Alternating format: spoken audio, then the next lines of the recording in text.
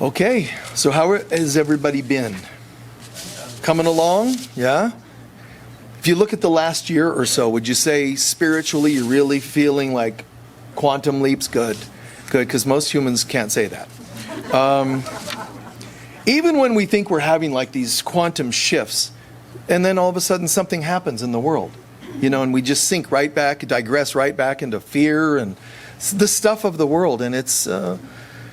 These are tests, that's all. And they're not God testing us. This is our soul saying, hey, how you doing? Oh, I'm doing great. Read a lot of books. Really? Let's find out how that's holding up.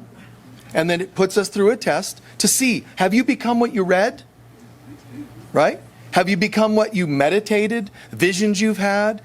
It's all about us becoming those things we thought were really sublime and powerful. Even teachers we admire. Wow, this person's so wonderful, Yogananda this and Buddha that and whatever. Any one of them worth their salt is going to say, are you still just listening to my teachings, reading them? Are you not applying any of them? Buddha was all about application. It was really. Are you living this? Does it work for you? Have you tested it, is one of the phrases he would use. Have you tested it? Jesus, by the fruits you will know them. So someone comes rolling into town and they chit-chat God and whatever else, and they don't have the vibe. They don't live it. They don't aspire to it. So and here's the funny thing is, some of us take it so seriously that we push ourselves to be like that. Let me wear the Buddha beads. Let me wear the cross. We aspire to be like them. And that's not at all what they were saying. Believe it or not, they're saying, do your best to live like this. There's the Buddhist commandments, the Beatitudes and the commandments of Buddhism, the discipleship. There's Jesus's Beatitudes. There's the Jewish 10 Commandments and so on and so on. They're all suggesting you go for it. But if you think for a minute that any of them thought you were going to pull it off, you actually didn't. You didn't get it. Seriously. This is the funny thing. A Course in Miracles tells you, here's hundreds of pages on how to live and be egoless and forgiving and whatever. And ironically, he's telling you in there, oh, wait. Did you think I meant you're going to do this? This is just telling you how it would be if you weren't crazy. But you are. And then he's adding, and you have to forgive yourself because you're not going to be able to do it. The 10 Commandments, there was no way. There was absolutely no way that you're going to pull off the 10 Commandments. So then why did God give them? Just to frustrate us. No, because it's a guideline. These 10 Commandments are like 10 guidelines. You really shouldn't hate, steal, da-da-da-da-da-da-da. But when you do, the main commandment, love the Lord thy God, love each other, forgive yourselves. Forgive. You're not going to pull it off. Oh no, but I'm trying. And every time, I steer off of the Course in Miracles or suggestions, and I'll snap a rubber band and punish myself for not getting it right. That's not what it's asking you to do. There's a saying, even Jesus, he can be quoted. Everyone has their cross to bear. What that means is everyone has their illusions that they have to get over. It doesn't mean, like some religions would say, that you're supposed to feel guilty. A Christian version, you're supposed to feel guilty. You're just a sinful worm.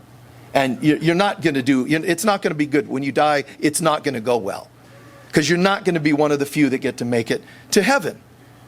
As though there's a God going, well, I'm glad a few of you made it. All the other trillions are in hell, and I can sleep with that. That's not God. That's not going to happen. But there's people that believe that, and whatever, power to them. Other people have different perceptions. You're going to reincarnate. Great, that's fine if you dig reincarnating. But if reincarnating is so cool, why did Buddha say you can break the cycle of this within a lifetime? Why was he like telling you to break it? Which is why the old tradition that he was born into before Buddhism said they didn't like him. Because he was telling you their system is you have to reincarnate. I'm telling you, I don't think you do. I think you can actually break the spell and the illusion. And they didn't like him for that. When those teachers step forward with a new dispensation or doctrine, they're not usually liked by the old one, because people get freed from all of this. And, some people still need the old tradition. Some people do. They do. I mean, that's where their belief systems are. And when you see that, don't shame them. Just let them be. They're not ready to hear. Not only can you do this in one lifetime, A Course in Miracles says you can do it in a year. Now, if you see a pattern there, if no other pattern you see, you should see one. Time is getting saved. So what if you now take it from a year? What if in one day you're capable of going, oh my God, I got it. I've been religioning myself for a long time, lifetimes. Be a perfect parent, be a perfect child. Make sure you please your mother. Make sure religion and commandments and oh my God.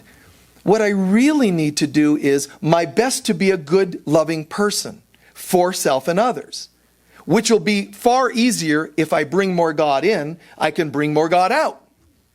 So my part is God in, God out. Perfect. And secondly, to forgive myself when I blow it. And I will likely blow it. No, not me. Sleeping, you wake up from the trance of sleeping and you're spiritual and you do all the things you believe you need to do. It could be on your deathbed. Some really wonderful teachers still struggled on their deathbed. Did it matter? Did anything I do make a difference? And you start going through the guilts and trips. This happened to, I won't name names, but several of the most popular mystics teachers in our lifetime. And what's interesting is, if they hold on to these are teachers of yours that you read, and they on their deathbed still sank into not good enough. Now that's not a problem, but they will have to reincarnate to work on that issue. You could be one that's not nearly as mystical. You haven't written books like they've written, read by so many people on the spiritual path, and you might not reincarnate. Why? Because they left with guilt and shame. Maybe you don't. That's all that matters. Your cross to bear. Your cross to bear is just your mistaken belief systems. So there's a lot of interesting things. This whole world, we touched on this the last couple of weeks, so just a slight review, but everything, there's none of this that's an accident. It can't be. We didn't accidentally walk into a room and think that there's these walls next to us and a ceiling. Everything is individually or collectively created by our belief systems. It's not like before we got here this morning, we actually meditated and go, I hope there's a building for me to sit in today. Subconsciously, creation, the material world, taps into your mind and draws what you think you need to see today. Traffic lights that made you late, traffic lights that allowed you to be early. All of this, there's a creative energy process on this planet, and it's tapped into everybody's soul. Not like a virus in a computer, but like a virus in a computer. It's more like, in case you don't know, when you shut your computer at night, it's never fully off. There are systems that are drawing energy and memory from your computer, in case you didn't know that. Same with this computer. The universe is constantly drawing from your mind energy and belief systems. Now, what really becomes disturbing is if I change my belief systems. Now I'm out of sync with the rest of you. So do you think the universe is going to go, well, Michael said he wants 3 suns up in the sky and nobody else agrees, so we're going to force it upon everybody to go with his beliefs? No. Generally, the majority wins. And when we say, I want peace on earth, that will not happen till the majority wins. Okay? There's that critical mass, as it's called in the I Ching and in Taoism, that has to reach critical mass. However, what if you folks rate your creative energy collectively 0 to 10 scale? You're powerful, but it's a 5. What if I enter the world and today and say, mine's a 9? I can override you people. If you believe and truly know who you are, you can override the mass illusion. But you shouldn't push that on people. Okay? You can't go to a store that says, we believe we open at 10.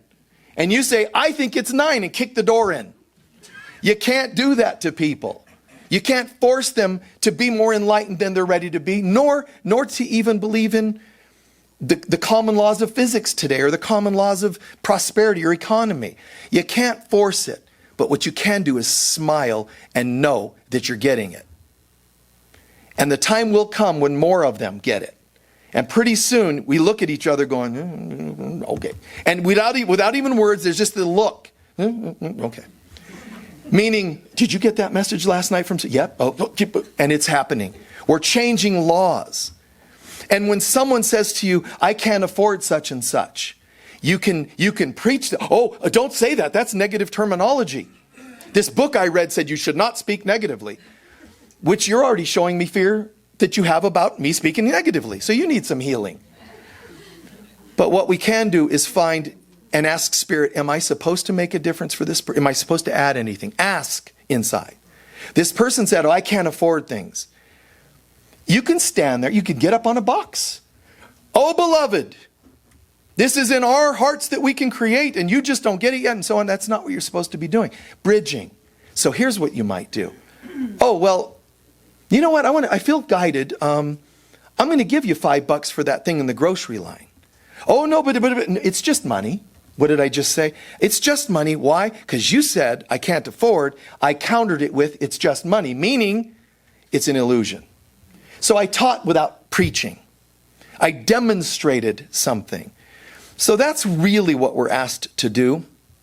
This world is going to be the way it is until we, not God, but the God in us, changes it. We have to kind of step up and change our belief systems. So if it wasn't clear yet, everything is created based on our belief systems. And that doesn't mean your conscious belief systems only. Your conscious and your unconscious belief systems. It also is created by me and us.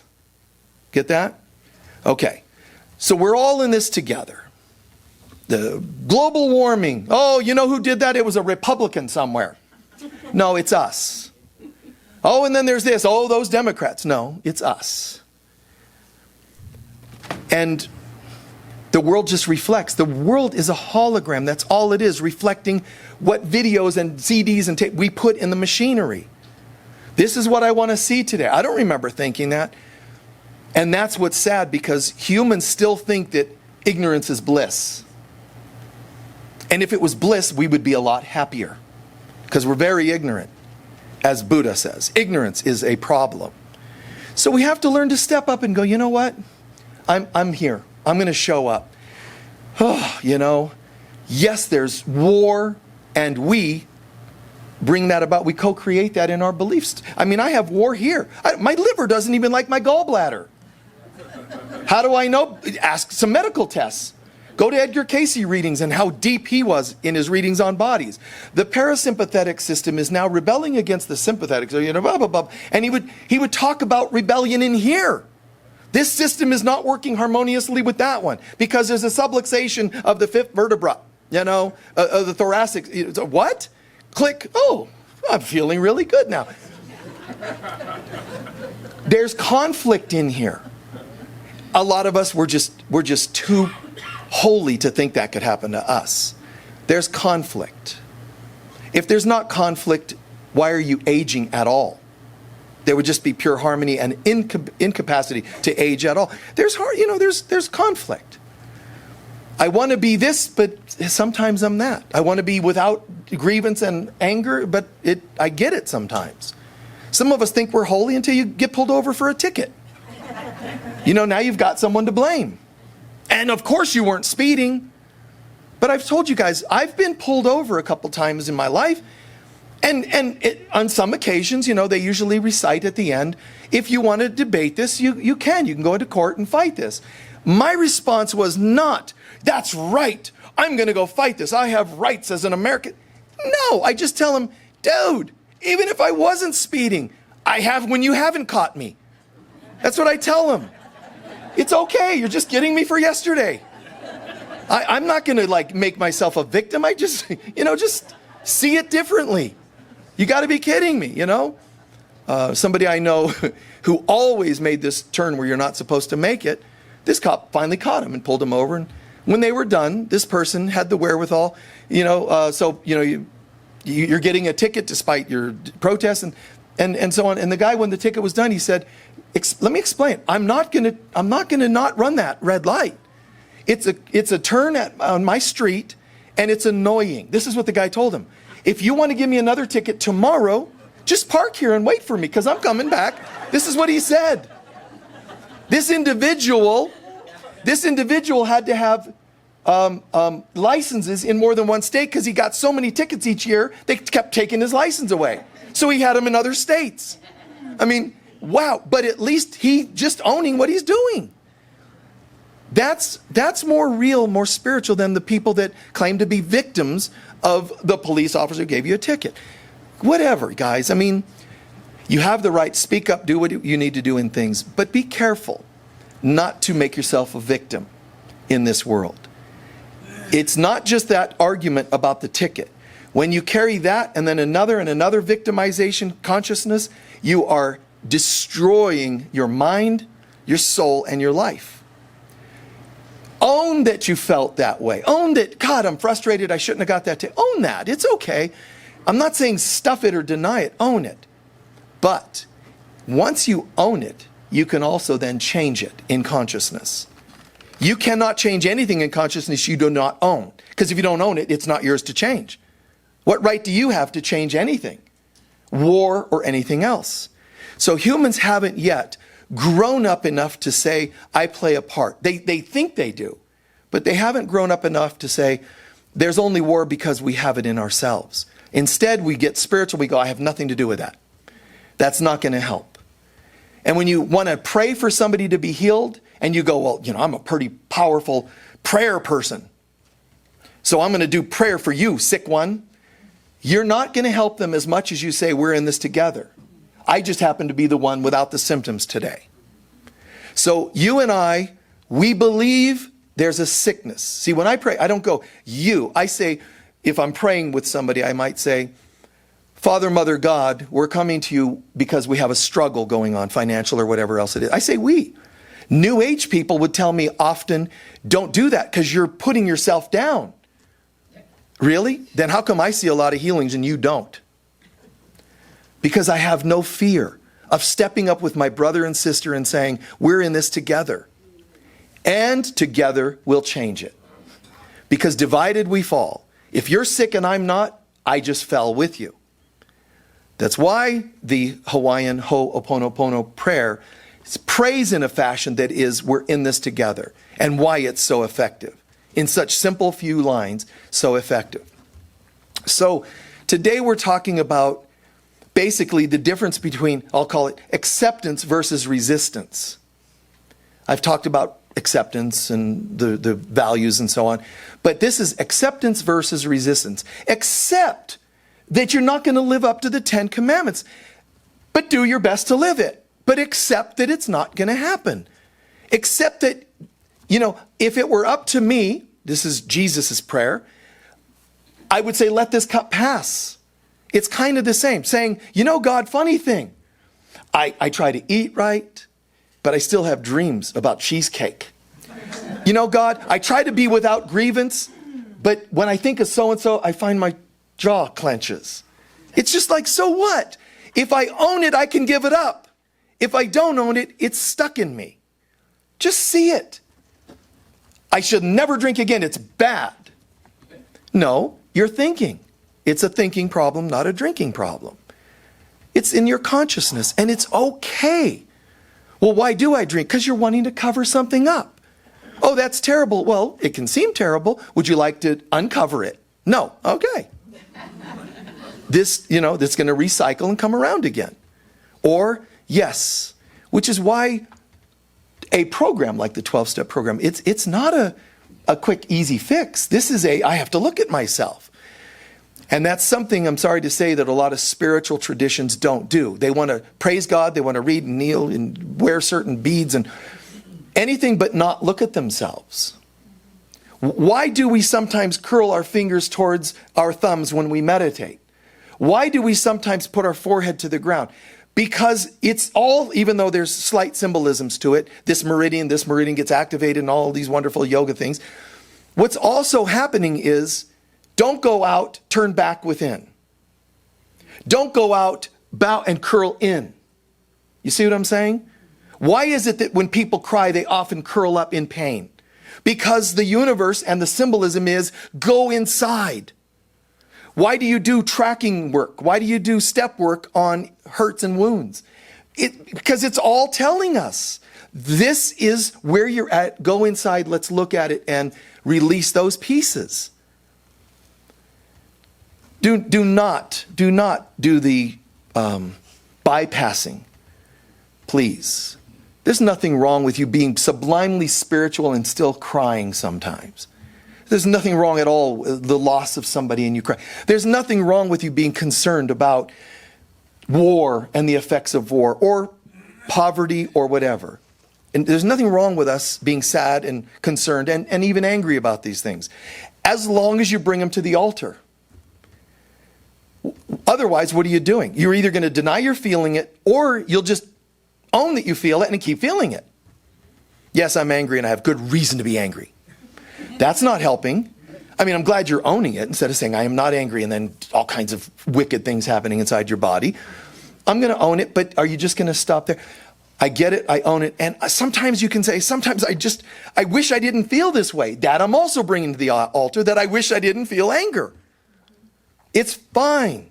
Own it, surrender it, and then replace it. Because once you own it and surrender it, you can then say, you know what I really want? Peace and happiness. And now you can pull it in. The Eastern traditions and in the Western traditions, they say this common thing. How can you be filled with something new if your cup is already full? Cry it out. Dump it out. Spew it out. Vomit it out. Process it out. Sponsor it out. Counselor it out.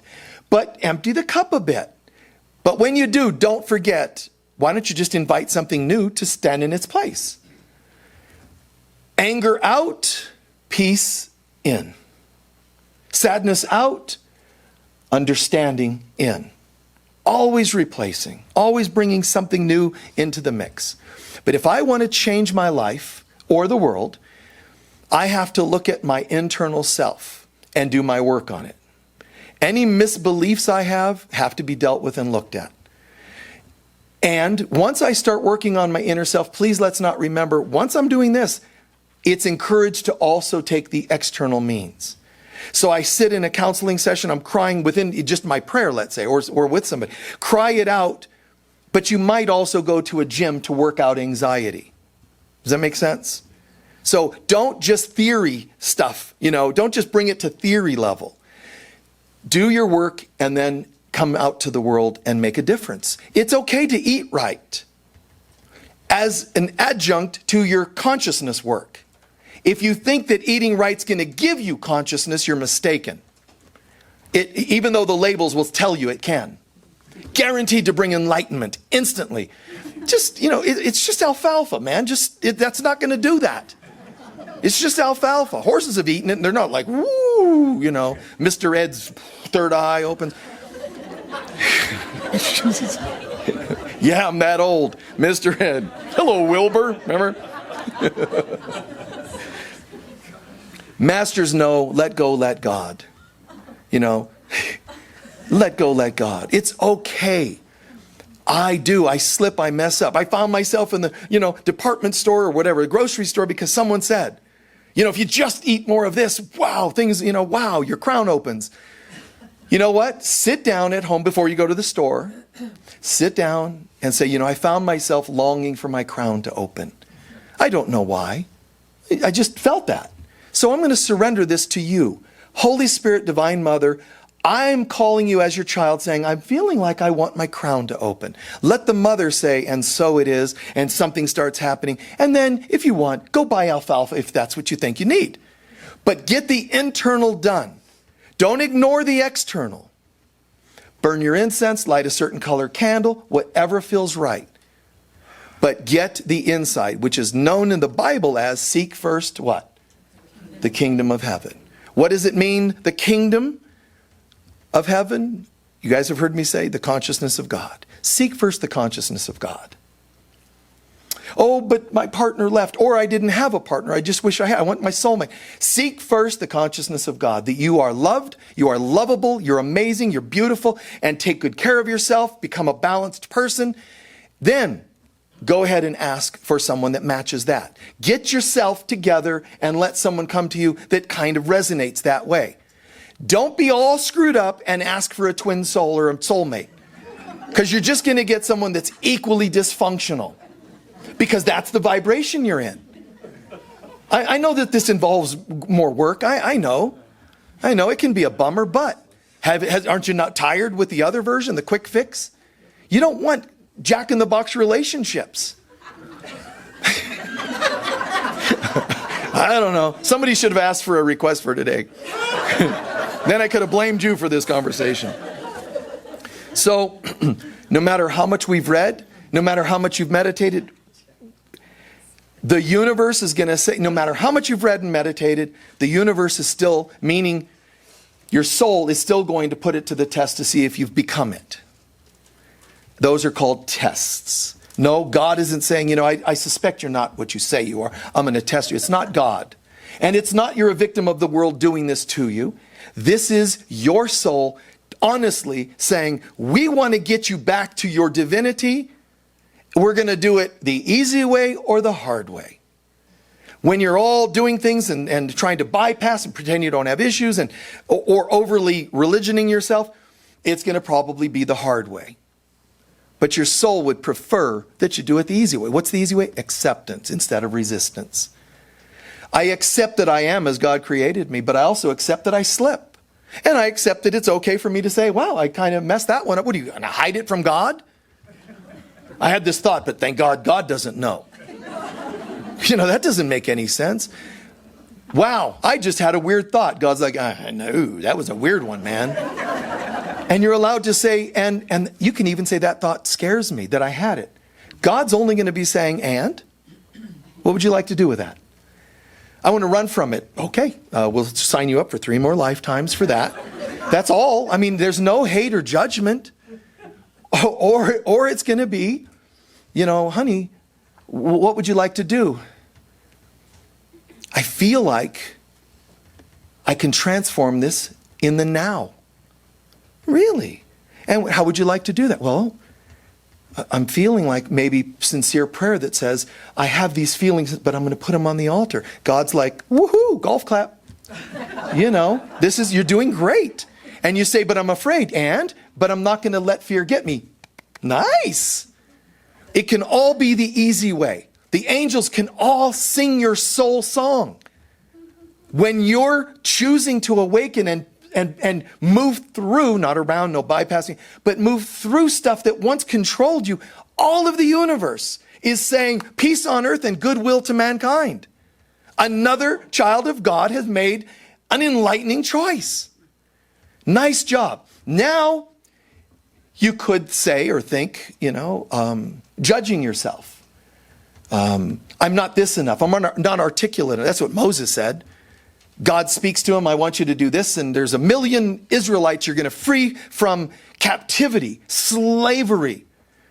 Moses didn't say, well, that's cool. I feel so honored to be able to help so many people. His response was, I'm not a real good spokesperson. See? Did that mean he didn't do it? I don't think that's the way it turned out. Seems to me, if I remember history, Moses pulled it off. How? Because God told him, we'll find a way.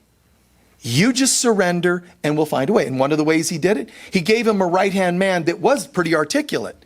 So when he's doubting himself, he could call on that.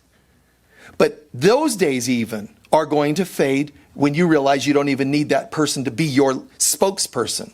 There's nothing wrong with it. You could be a great author and not know, and be blind, not know how to type a book, which can be done in different ways, I know, blind or not. But you can still use people that are your helpers, your right-hand people. It's okay to still use things out here, but more and more we're becoming complete within ourselves. The soulmate you do not need because you are. The proofreader, it's good to have them if you've written a book. But gradually you learn to become it, because if you look at what they proofread and edited, you start learning which things should be edited. I'm completely illiterate. I've never, there's like school? You got to be kidding me. By today's standard, I'm sure I don't have a 6th grade education. I'm sure of that. I believe that. By my days and standards, I probably had a 10th grade education, but it's all sped up a lot. But I made it through school so that I wouldn't get killed at home. So they think I went to school. They think I graduated, but I had a school that just graduated anybody. We had classes. I'm not kidding. We had a class called Frisbee. This is Southern California. We had surfing classes, Frisbee throwing classes, jogging classes, and all you had to do was tell the teacher you did it. Oh man, oh God, that workout. How many miles did you do today? 3. Okay, great. They check you off. That was my school. You think I was going to go, despite the leniency on academics that I don't get, I'm going to go and make myself do it. No, I just went the easy way. Didn't go. But yet, I eventually started reading Edgar Cayce, A Course in Miracles, when it came out and so on. I started self-learning in terms of the basics. Grammar. I write books. I've written 10 books, and I don't know anything about grammar. I didn't go to English class. I never went through an English class in all of high school. I wouldn't. My brain could not do left brain studying. It couldn't. And maybe I could also say, and I wouldn't, because I don't believe in it. Memorizing information. I wanted to share. I wanted to ask questions. Why is that so, teacher? Why did those people invade those people? Why? What's going on? I wanted to know the inside, the right brain reality behind these things. I didn't want to just know 1 + 1 = 2. I remember in a class where, this is cool. This is going to be an easy class for me. Eastern religion. I sat there and thought, what we wanted to study? I wanted to study what Buddha taught and how it applies. He wanted to talk about how many factions of Buddhism there were. I wanted to just scratch my ears off. I was like, I cannot continue listening to this. And I flunked Eastern religion. Ask me about Eastern religion, I'll score an A+, because I'll get it from here. Tell me how many factions you're going to get. Who cares? I actually said that once in class, and he didn't like it, but I did. It was an accident, sort of. He said, who do you think is going to win presidency? I said, who cares? And he got mad at me, kicked me out of the class. But anyway, where you have failures, you have greater successes. Academics wasn't going to be it for me. You and I are meant, like Buddha said, I am not teaching you things I studied academically. These things are written in my heart. I can hear them. I can feel them.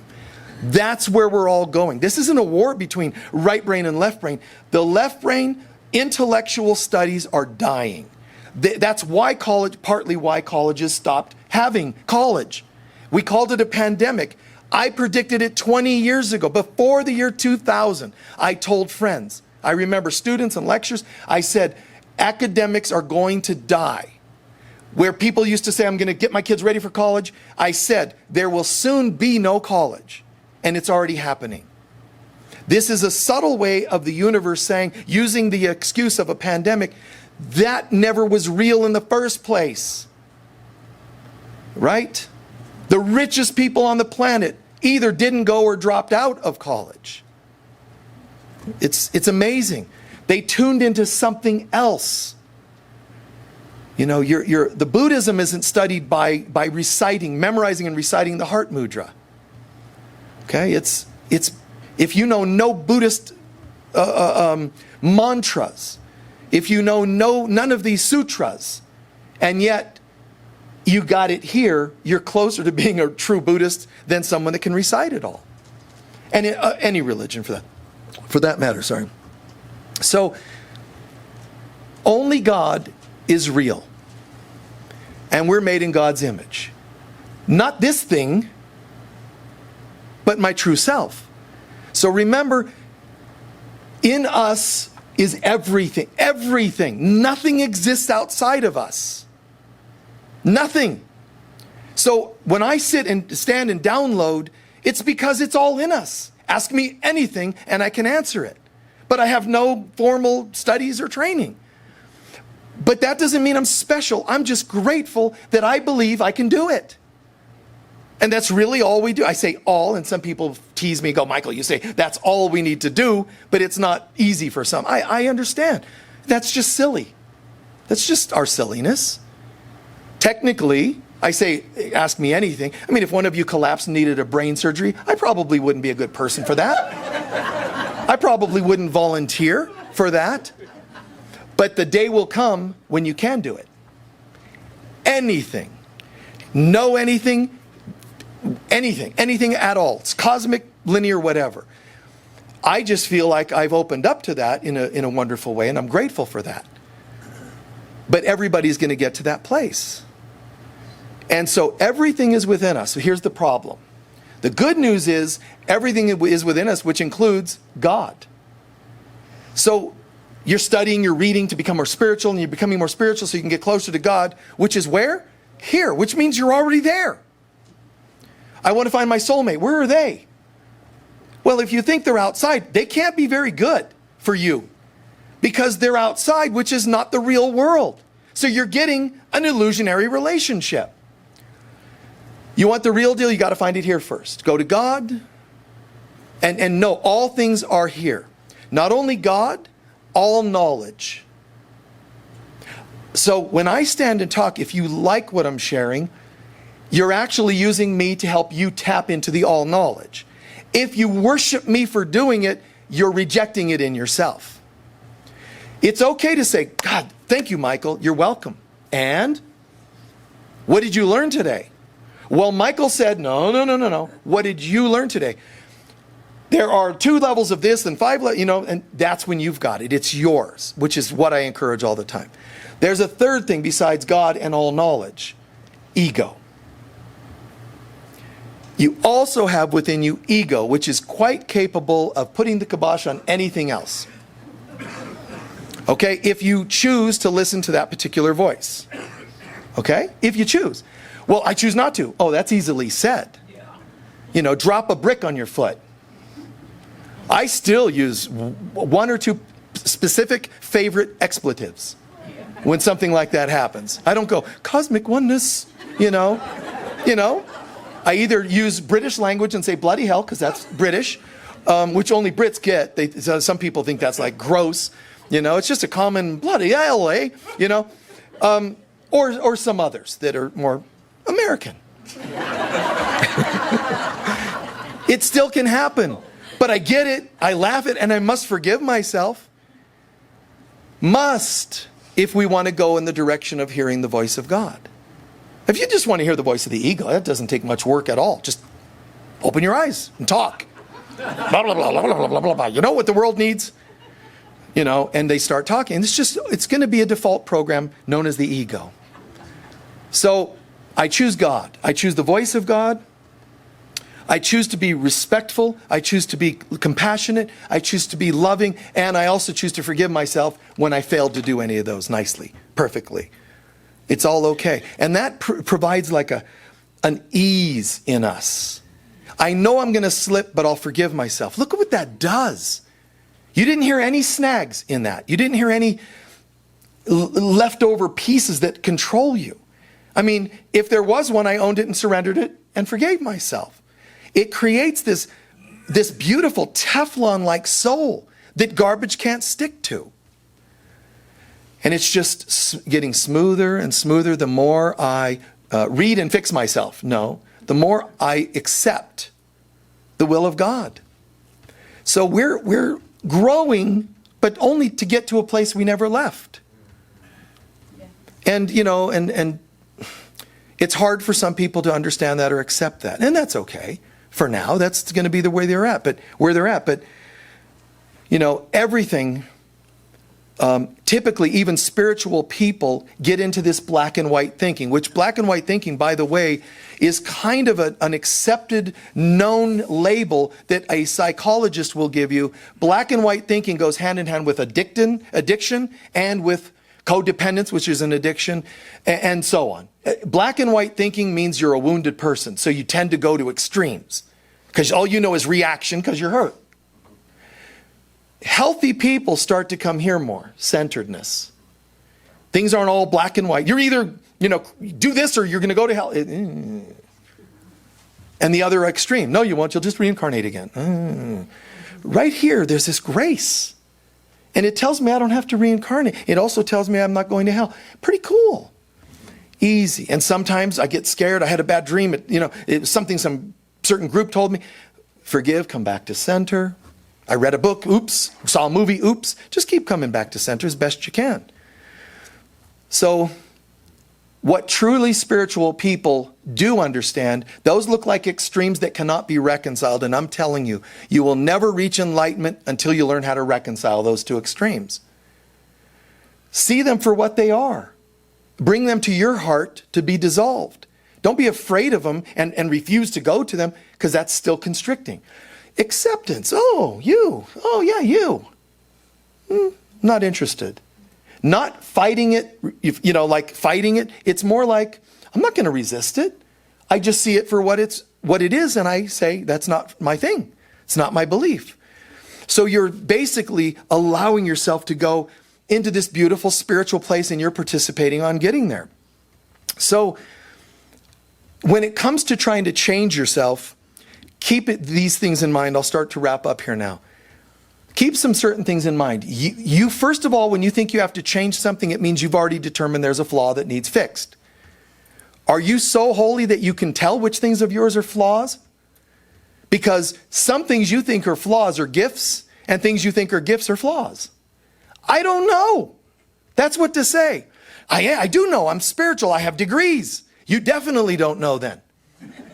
There's a saying in the world of psychology, psychotherapy, that the more degrees you get for counseling, the less you know. I'm not trying to shame anybody for having high degrees, because you can be the highest, you can be a doctorate and choose to be wise. But what happens is there's a distraction with information. Pretty soon, you've studied so much, there's people, and you know how to put them in a box. Oh, that's a this, and that's a red 3, that's a blue 5, all these little categories. Just go work for the post office. If that's your that's your spirituality. Postal spirituality. But that's not real. Okay, it's not real. There's another way of looking at all this. And so somebody says, Michael, hi, I need a session. And again, this is all, I think they're beautiful people because they're reaching out. Michael, I have anger issues. Michael, I have this issue. Michael, I'm way overweight. What do I do about that? Well, wait, you're wanting me to keep you from being overweight. So you think weight is the problem. It's a hologram. Do not ask for healing of the body or material world. Don't say, God, I need money. You would have everything you need if you had the consciousness. Ask for the prosperous consciousness, not the cash. No, I don't think so, Michael. Because I know if I go to the bank and say, I would like to withdraw everything because I have prosperous consciousness, it's all mine. They're not going to give it to you, and they're going to have you arrested, probably. So what are you going to do instead, right? I know it sounds harder, but it's the consciousness, and if you believe it and keep working that direction, it happens with our acceptance of it. Guys, it is impossible for God to have a debt. God's never gone, oh, that's a little much for me. God cannot have debt. God cannot have any form of limitation. And if I get in God's consciousness, I'm prosperous. Now, some people would say, so what you're saying is poor people lack God. That's their weak area, clearly. And when I remember a lady, 1994, a lady had a session with me, opera singer. And she said, Michael, this issue with weight and so on. Here's what I told her. So let's pretend, we worked on inner issues for sure. But what if I could wave a wand and she just shrunk up into this, waistline like this and so on. Here's what I said to her. Your soul needs the weight because you sing opera. And there are tones and sounds and frequencies you tap into, and your soul is saying, get on some weight to help buffer all those frequencies, or she's going to explode. So, if we fix your obesity, as she called it, we're going to have you explode. Then I'm going to have to get a shovel and, to scoop you up because you will have exploded. No. What if you were a nun? And some nuns, especially in older days, they allowed themselves to be fuller bodied. What if you're overweight today because you were a devoted nun, devoted to God? Do you realize if we take away the weight, your mind might go, there goes our devotionalism. Because you put the two together. So just understand, don't ask for the outside to be fixed. Because if it does happen, sometimes it'll trigger other things. The smoker that quits smoking and eats. The eater that stops eating and drinks and so on. That's the way this world is designed by the ego. So accept, man. Start with the self-love. A man went to Edgar Casey. Can you help me with, hair? I want more hair. And he says, would you rather have hair or brains? That's what he told him. It's like, dude, your belief systems are such that you think you only have enough energy for one or the other. Weird way to answer, right? We'll give you hair, but then you'll lose your mind. You won't have any IQ left because you can only have so much, nervous system. So please go easier on ourselves. Black or white or tall or short, or go easy. Not cursing any of these things. And when you get to the other side, the last thing that will be on your mind is your weight. Honestly. It's not like you'll only float halfway, but your weight threw you off and you didn't make it. You ended up in the third rung of hell because you were too heavy. Don't believe these things. You are as God created you. Here's the problem we have to accept. We don't believe that yet. Would you join me in saying, even though I own that I don't believe it, that's where I'm going? Right? Very good.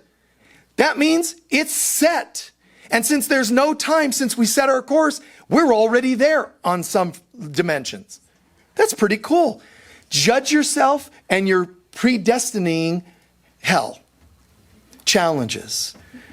Don't judge other people for what they look like, because you could be the elephant man and be enlightened, and I'd rather be that than looking all stellar, and being, tiny as in terms of morals or ethics or spirituality. Just grow internally. It's okay. Yeah, but I've done a lot of horrible things. Yes, that's fine. Now what? You forgive yourself, right? So that's acceptance. Like, I get it. Don't just accept things you can't change. That's important, mind you. Accept your holiness. Why don't we do that? Why don't we just accept our holiness? Well, some things I can't change and I can't make myself holier. It's already done. You were created that way. You're only asked to peel the layers of your lies about yourself. If only I were thinner. If only I had more money. It's fine. You might have had vows of poverty, we'll call it, or lack. And changing that might destroy something in you because of your soul contracts. So if I were you, I would change my consciousness, which will tear up and shred my soul contracts, and then the rest will happen. Don't ever look in the mirror and use that to determine who you are and what you are. Never. People do it all the time, I know. But I just wouldn't waste time doing that. I am as God created me. What does that mean? Holy, pure light. Everything conceals that question. When you think you want drugs, you're actually wanting God. You don't know how to find God, so you do drugs because you're upset. When you need a drink or a smoke, you think it's the smoke or drink. Oh, I'm just, and there's evidence. Look at this, Prevention Magazine said. Oprah said. None of those are true. They're just guessing. And their best guesses. Congratulations to them. There's something else. The smoking, the drinking, do you realize everything? I'm hungry today. You're only ever hungry for God. But the head, the ego mind, translates it as what you want is food. And this is an important piece to wrap up with. Please understand this piece. Our minds are distracted. Instead of realizing what we really want is God, we label something. When you get compelled to look in the mirror and find a flaw, you are actually not just not being enlightened, you are actively choosing unenlightened. Every time you allow something external to get your attention, you are actively choosing to forget this eye that can see my holiness again. Every time. And people will distract you. So, if somebody says, that's Jesus' comment about man cannot live on bread alone. Because the ego was saying, look how powerful you are. You could have a kingdom, you can have this and that and the other. And what does he say? Man can't live. The material thing isn't the answer.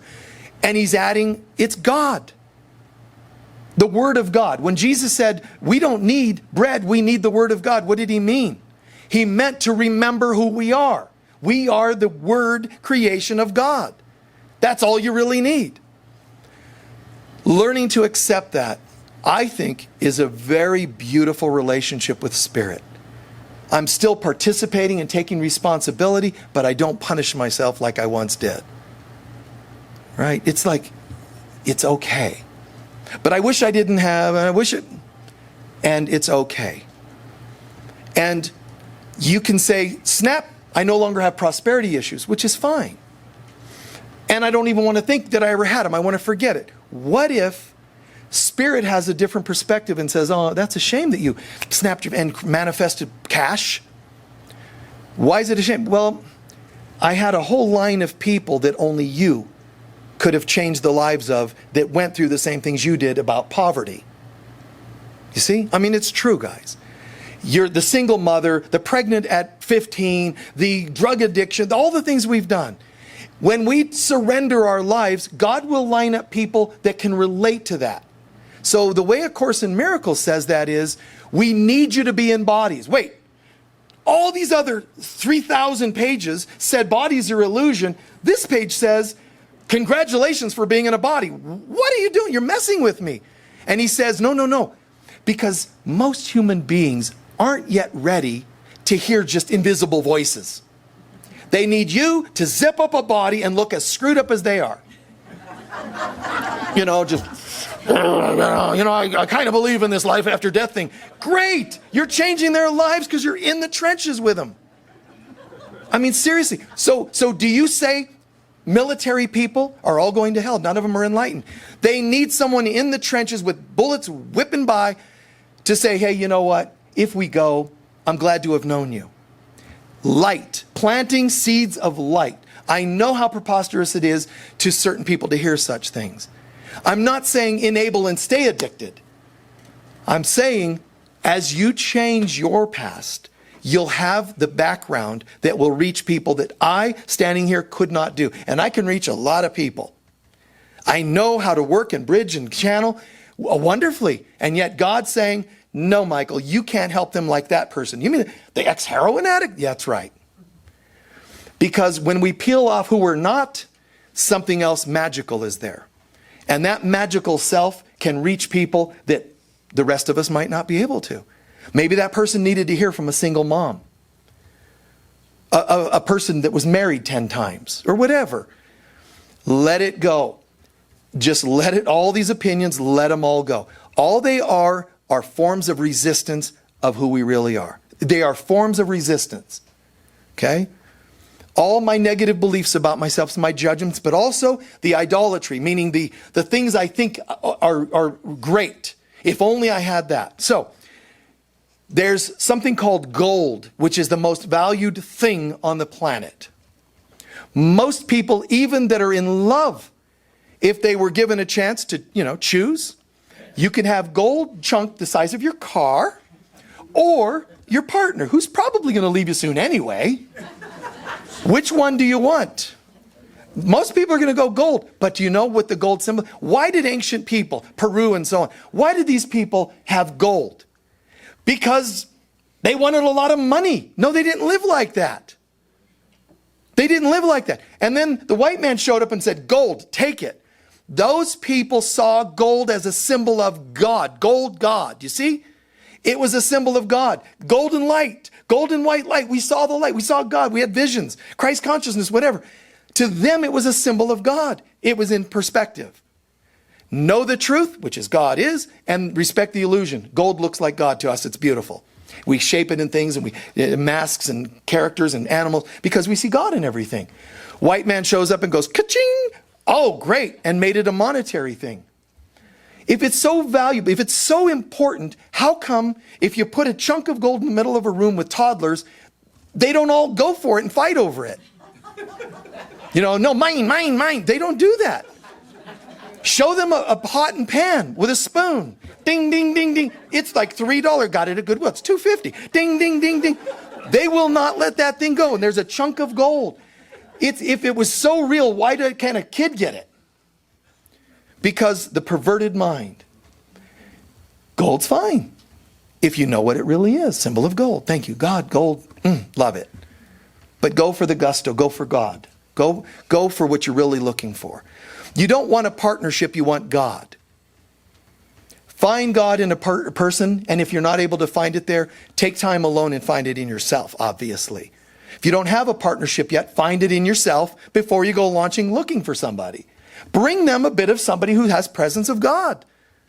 You know, like, hi, I'm carrying this presence. Isn't this nice? Do you like it? No, it's too bright and shiny. Good, gone. I need someone who's still all messed up. Well, that wouldn't be me. I'm sorry. Bye. Hold your space. Be as attached to who you really are as people are to gold. In terms of the world and its little trips about that stuff. We deserve it. So we close with that. We deserve it. We deserve to know who we are. And if we do that, there's no stuff around it, guys. Just go into that breath of ease. Tune into today and gradually start closing your eyes.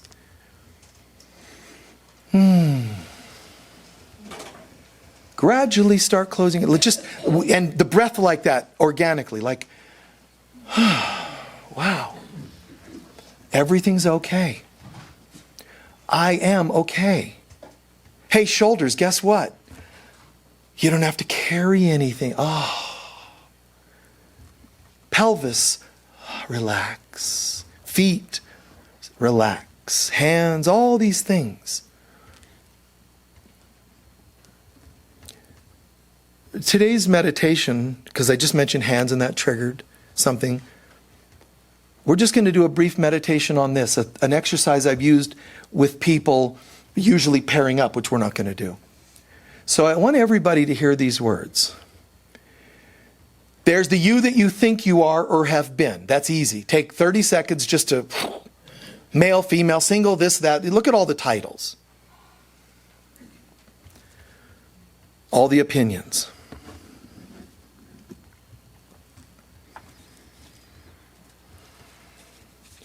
And then breathe that out, just kind of let it disperse.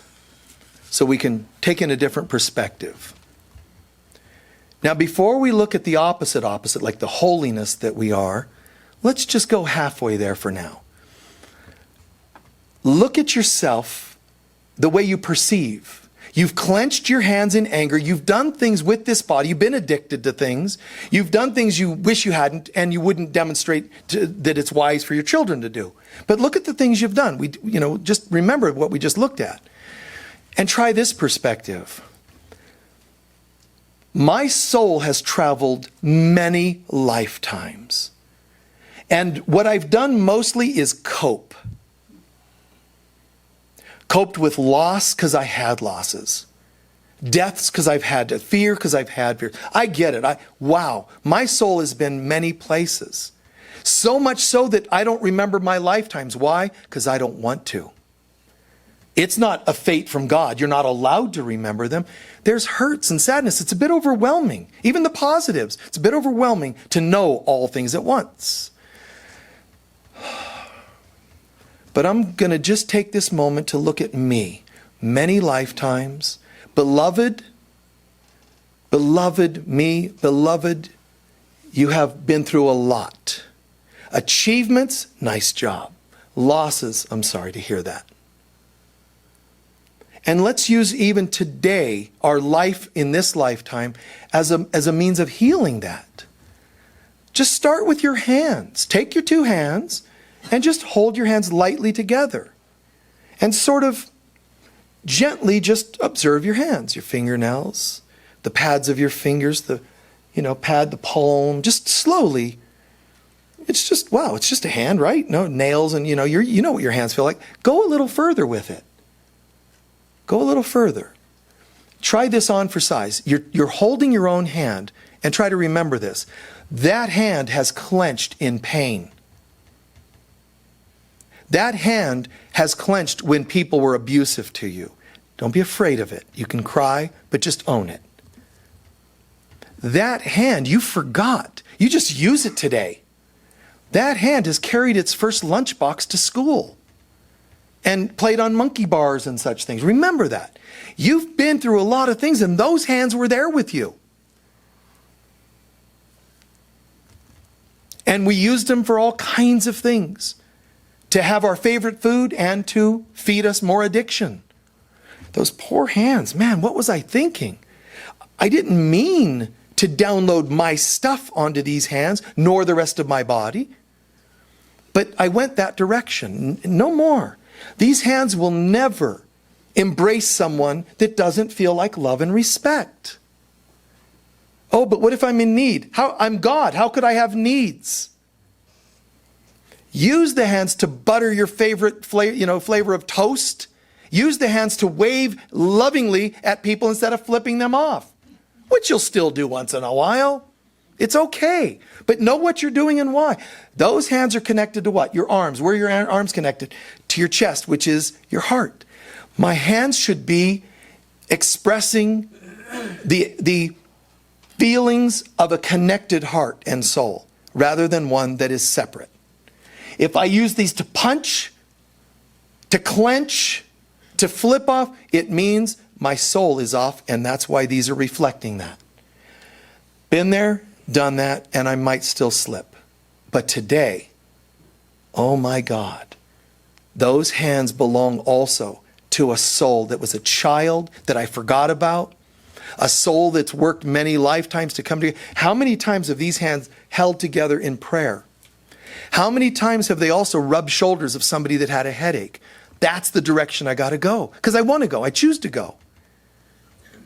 Wave, blow a kiss, give an okay sign, give thumbs up. Use the hands, because they're coming from the heart, for positivity, for who we really are.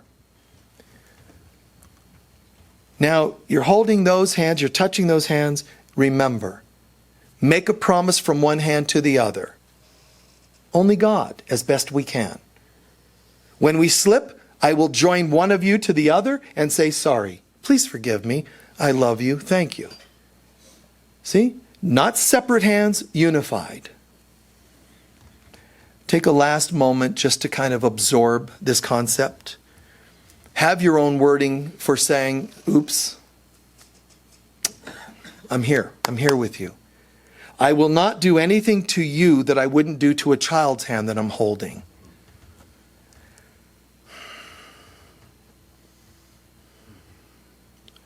And in your own way, giving thanks.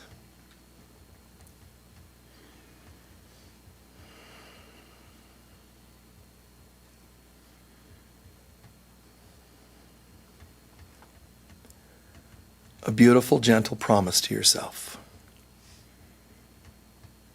If ever your ego says, yeah, but what about we have soul contracts, just one hand looks at the other in holding in prayer and saying, yes, I remember that, and I've given it to God. What I'm looking for is the presence of God. That's all I'm looking for now. I get it. Consciousness of God. Go to talks and spiritual centers where you're hearing about remembering the consciousness of God. Read books that only reflect remembering the consciousness of God. Well, what about food? You said that doesn't give us the consciousness of God. It doesn't. It can reflect it. If you have foods that make you smile, it's holy because it makes you, a child of God, smile. treat yourself the way you would anybody you liked. And say no to all else as best you can. That's a nice summary of all the commandments of Jesus, Buddha, and Moses. Be nice to God, yourself, and others is all they really said. And so it is. Thank you. So relaxing a bit, stretching out a bit, let that integrate. Tune into what you learned and heard today that you liked. We're going to do our collection and our closing prayer. Some of the chaplains are going to help. They're getting up to help with the offering. Guys, just be as generous as you can be.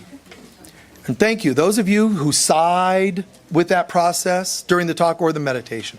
Those of you who cried, that is so cool. Do you understand that a tear out means you have that much extra space to refill with something new? Do you realize that? When you vomit, you have that much extra space to fill with God. When you sigh, the more I out, watch, the more I can breathe in. Okay? God, just make room. Every tear, don't shame the tears. Wow, oh, I'm so grateful. Let it go. And then you have room for God. More. And when I say God, I don't mean in the gratuitous religious sense. I mean love and self-worth, peace and happiness, whatever you perceive God to be. All right, please stand. Thank you all so much for listening and sharing. Greatly appreciate it. We have a wonderful experience here that we're all co-creating, and I love being here with you all. Breathing a few breaths of gratitude. Thank you also for laughing, the silliness. People call me the irreverent Michael Mirdad instead of reverend.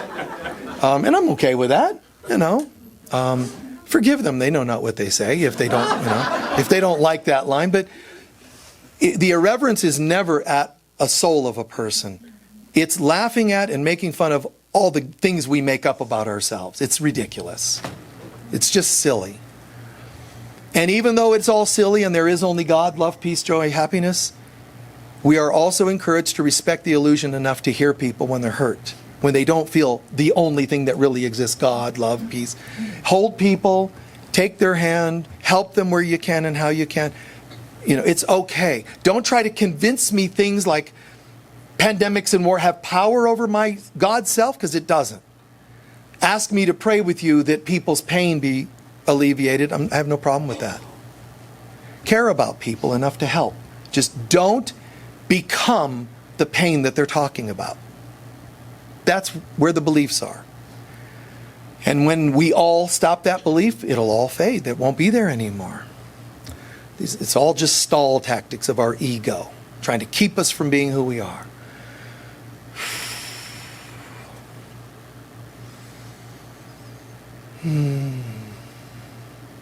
Listen to our prayer and know how we're saying it. It empowers. We are these things. The light of God surrounds us. We are the light of God. The love of God enfolds us. We are the love of God. The power of God protects us. We are the power of God. And the presence of God watches over us. We are the presence of God. Wherever we go, God is, I am, we are, and so it is, absolutely and forever. Peace be with you all. We'll